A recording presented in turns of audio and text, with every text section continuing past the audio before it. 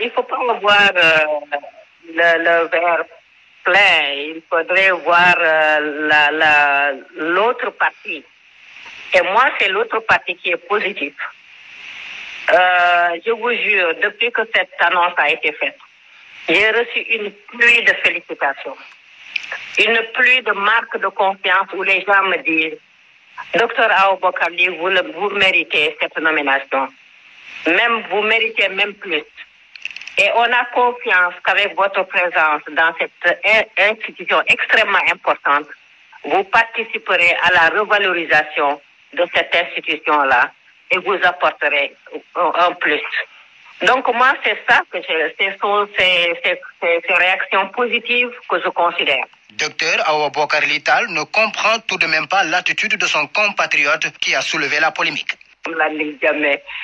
Landiata, qui est propriétaire d'Afrolec, qui vend en fait, d'accord, je ne vais pas entrer là-dedans, à cause par respect pour son épouse. Donc lui, il est frustré.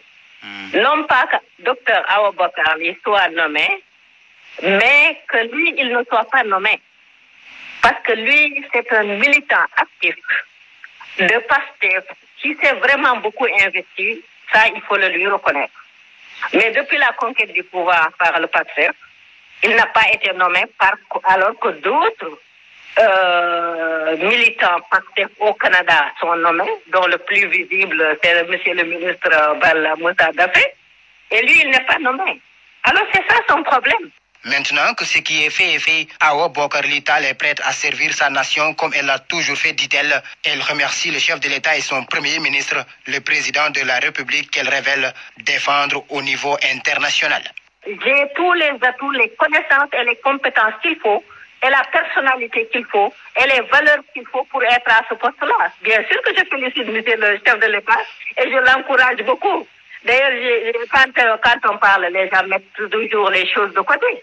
Parce que quand une franco-tunisienne s'est attaquée à lui en disant le voir avec ses deux épouses me révulte, c'est moi qui l'ai défendu. J'ai écrit, moi je suis une intellectuelle, je suis écrivaine, je suis analyste. J'ai écrit pour le défendre, j'ai demandé à cette femme-là de quoi elle se mêle. Et j'ai fait un article pertinent qui a été publié dans 11 journaux, M. Beau. Alors moi je suis de tout cœur avec le président et son premier ministre et leur gouvernement, qui se disent panafricanistes, donc je me retrouve totalement dans leur idéologie.